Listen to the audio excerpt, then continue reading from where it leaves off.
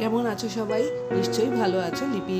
লিপসের ব্লগে আরেকটা ব্লগে তোমাদের সবাইকে আমন্ত্রণ জানাচ্ছিলাম ক্যাবেজ দিয়ে। দেখতেই পাচ্ছ মেয়ে বলছে অসাধারণ হয়েছে। তো চলো দেখে নিই পুরো রেসিপিটা, তোমাদের দেখার জন্য অনুরোধ রইল। তো এখানে কিছু আমি বাঁধাকপির পাতা নিয়েছি। তো বাঁধাকপিটা কিন্তু তোমরা ভালো যে পাতাগুলো থাকবে সেই পাতাগুলো নিয়ে নেবে। আর এখানে আমি কিছু চিকেন সিদ্ধ করে নিয়েছি। আর চিকেনগুলো কিন্তু ছোট ছোট টুকরো করে নিতে হবে। সিদ্ধ করাটা আর ভিডিও করিনি, তোমরা জানো একটু নুন হলুদ আর একটু লঙ্কার গুঁড়ি দিয়ে সিদ্ধ করেছি। আর এখানে দেখতে পাচ্ছ জল ফুটতে দিয়েছি। আর বাঁধাকপিগুলো যেহেতু পাতা আগে থেকেই ছাড়িয়ে নিয়েছিলাম, এর ভেতরে অল্প একটু নুন দিয়ে বাঁধাকপিগুলো কিন্তু একটু সিদ্ধ হতে দিলাম। আর এখানে আমি ফ্রাইং প্যান বসিয়ে নিয়েছি। ফ্রাইং প্যানে এবার অল্প করে তেল দিয়ে দেবো। হ্যাঁ, ভিতরে যে স্টাফটা তৈরি করছি সেই স্টাফটা চিকেন দিয়ে তৈরি করব।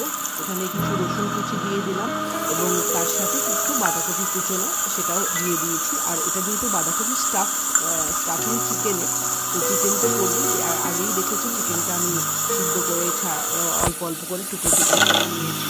আর বাঁধাকপিটা একটু এখানে দেখতে পাচ্ছ, এখানে পাতাগুলো কিন্তু অলরেডি সিদ্ধ হয়ে গেছে আর একটু নরমও হয়ে গেছে। আর এখানে বাঁধাকপি যেটা আমি তেলে দিয়েছিলাম সেটাও একটু নরম হয়ে গেছে। আর তার সাথে আমি চিকেনগুলো কিন্তু মিশিয়ে নিলাম।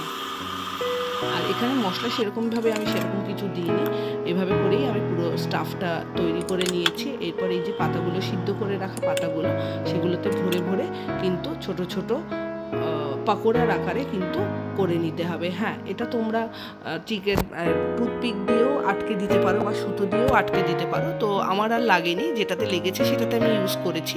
এভাবে করে বাঁধাকপির পাতার ভেতরে চিকেনের যে স্টাফটা তৈরি করেছি সেই স্টাফিংটা ভেতরে দিলে পরেই এভাবে করে মুড়ে মুড়ে মুড়ে মুড়ে কিছুক্ষণ রেখে দিলে পরে এটা কিন্তু একদম লেগে যাবে আর ছেড়ে যাওয়ার চান্সেস থাকে না। তো দেখতেই পাচ্ছ এইভাবে সবগুলোই আমি তৈরি করে নিচ্ছি। তো এটা কিন্তু সন্ধেবেলার খাবারের জন্য একদম আইডিয়াল। আর চিকেন সবার বাড়িতেই থাকে, বাঁধাকপিও এখন যেহেতু শীতকাল সেহেতু সবার বাড়িতেই বাঁধাকপি থাকে। এভাবে করে একদিন বানিয়ে দেখতেই পারো। আর বাড়িতে লোক এলে এটা কিন্তু চটজলদি একটা রেসিপি, যেটা কিন্তু বানিয়ে দিতে পারো। আর এখানে দেখতে পাচ্ছ আরেকটা বোলও আমি নিয়েছি। আর সেটাতে আমি নিয়ে নিচ্ছি 3 থেকে 4 টেবিল চামচ মতন কর্নফ্লাওয়ার। এটা তোমরা চালের গুঁড়ি বা ময়দা দিয়েও করতে পারো। আমি এটাতে কর্নফ্লাওয়ার দিয়েছি।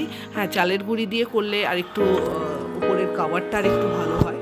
তো এখানে আমি মোটামুটি ওইগুলো রেডি হয়ে গেছে। আর এখানে তেল দিয়ে দিলাম তাওয়াতে।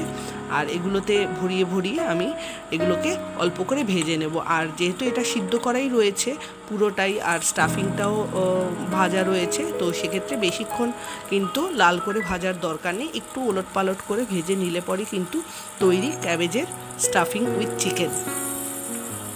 তো এটা বাড়িতে সন্ধেবেলার খাবারে বা কোনো অতিথি এলে পর চটজলদি তোমরা এই রেসিপিটা কিন্তু ট্রাই করতেই পারো। আর দেখতেই পেলে আমার মেয়ে প্রথমেই বললো ভীষণ ভালো হয়েছিল। হ্যাঁ বন্ধুরা, ভীষণ ভালো হয়েছিল, তোমরা এটাকে একদিন ট্রাই করতেই পারো। আর সন্ধেবেলা চায়ের সাথে এটা কিন্তু বেশ পেট ভরারই একটা স্ন্যাক্স আমি তোমাদেরকে দেখালাম। আর পুরো রেসিপিটা কেমন লাগলো অবশ্যই জানাবে। আর বাড়িতে ট্রাই করলে কেমন হয়েছিল, বাড়ির লোকেরা কেমন খেয়ে বললো অবশ্যই কমেন্ট করে জানিও।